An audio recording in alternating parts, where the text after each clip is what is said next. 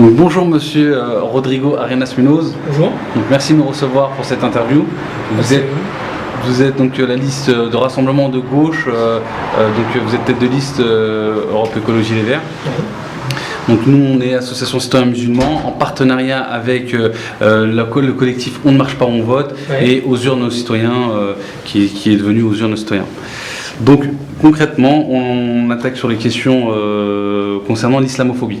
En 2010 le collectif contre l'islamophobie en France a recensé 188 actes islamophobes, 298 en 2011, 498 en 2012, soit une augmentation de plus de 57%. Qu'en pensez-vous ? Déjà, il y a de recenser les actes islamophobes en France, avec l'histoire qu'a ce pays, c'est quelque part que quelque chose n'a pas marché. Et il appartient notamment à nos générations de travailler, on va dire, en tenant compte de la réalité d'aujourd'hui, à un projet d'intégration, mais qui ne soit pas assimilateur. Voilà. Moi-même, je viens d'ailleurs, je viens du Chili. Je connais parfaitement la culture française, j'ai fait l'école de la République.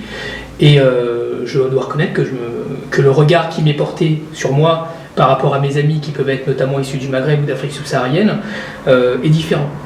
Et je pense que c'est ça qu'il faut travailler aujourd'hui. C'est que d'où que l'on vienne, la citoyenneté s'exerce là où on habite. Et je pense que c'est la responsabilité de notre génération, parce que si on parle par exemple de l'immigration qui vient du Maghreb, on en est à la 3e génération maintenant. Ils sont nés français, ils sont français, mais il faut changer à la fois le regard, mais je pense que c'est un problème culturel. Je pense qu'il faut travailler ce que moi j'appelle le cosmopolitisme, l'idée que où l'on est, on est citoyen, et ça traverse tous les champs culturels, le travail, le logement, et aussi l'associatif.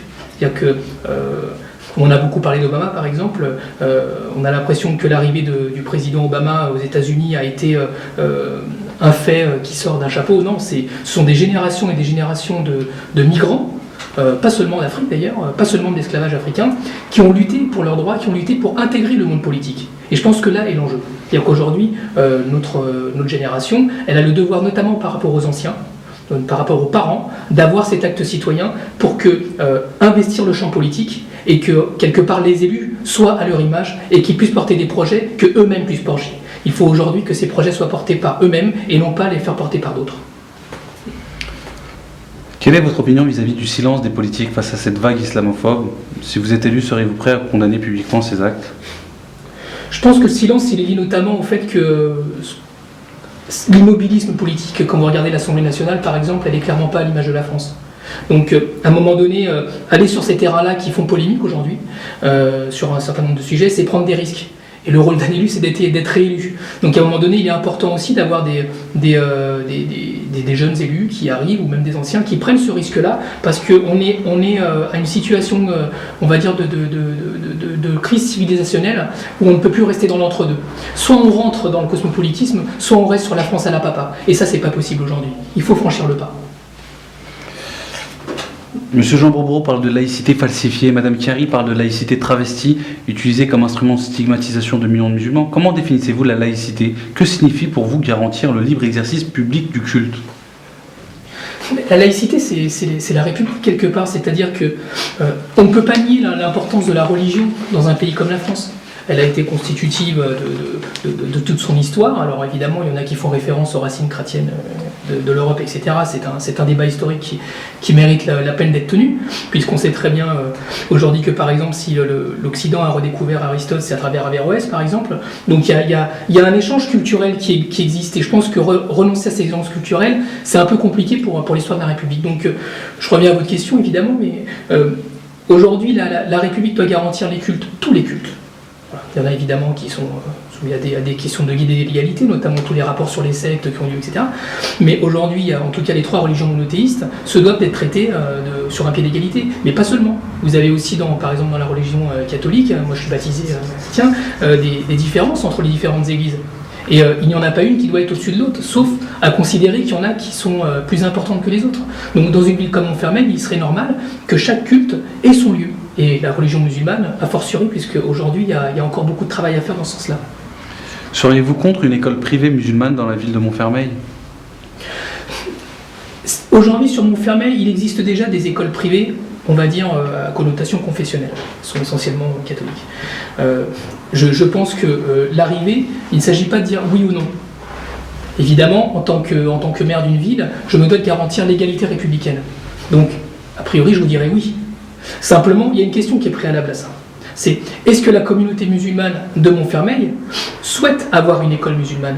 Parce que ça doit être un processus. Ce n'est pas le maire qui décide à la place des gens. Par contre, c'est le maire qui crée les conditions pour ça. Donc à un moment donné, si la communauté musulmane de Montfermeil, organisée associativement, peu importe en tout cas, qui a une écoute auprès de la ville, parce que c'est le rôle d'un maire aussi d'écouter ses citoyens, quels qu'ils soient, veut se doter d'une école privée à confession musulmane, c'est déjà qu'il y a des raisons, et a priori le maire se doit d'apporter une réponse positive dans ce sens-là à tous les concitoyens, qu'ils soient musulmans ou qu'ils soient d'autres religions aussi. Parce qu'aujourd'hui, je pense que de continuer à cibler essentiellement sur les questions musulmanes, ce ne sont plus des questions d'intégration citoyenne, ce ne sont plus des questions confessionnelles, ce sont des questions d'un autre ordre, mais qui n'ont pas lieu de citer, en tout cas dans une campagne municipale. Quelle est la situation du lieu de culte sur la ville de Montfermeil? Alors il y en a plusieurs. Il y a plusieurs lieux de culte, mais qui ne sont pas considérés comme ce qu'on peut appeler une mosquée, disons, proprement dit. Ce sont justement les associations auxquelles je faisais référence, qui se sont organisées au fil du temps, qui permettent le culte sur la ville. À mon avis, en tant que non-musulman, on va dire, je considère qu'il est important d'avoir une mosquée digne de ce nom dans la ville. Mais c'est un travail, c'est un processus, parce que, comme vous le disiez tout à l'heure, il y a un problème avec l'islam en France, c'est une réalité. Il y a beaucoup de peur, beaucoup de crainte, beaucoup d'ignorance aussi sur certains sujets. On parlait tout à l'heure d'Averroès, il y en a d'autres évidemment. Il appartient justement à comment est-ce qu'on associe le citoyen au fait que d'avoir un lieu de culte musulman, au contraire, ça apporte de l'ordre, ça apporte de la sécurité, parce que je pense que prier dans la dignité, c'est aussi donner une autre image de celle qui peut véhiculer l'islam aujourd'hui en France, ou qui est véhiculée en France, et derrière ça, aller vers une situation normale. Voilà, je pense qu'aujourd'hui, il y a besoin d'apaisement. Et apaisement, ça veut dire donner aux citoyens tous leurs droits, tous leurs devoirs. Pas plus, mais pas moins. Et à Montfermeil, je pense que c'est moins. Et c'est pour ça que je me suis engagé aussi en politique à Montfermeil. Proposerez-vous à la cantine publique des repas végétariens, des repas bio? Je suis écolo.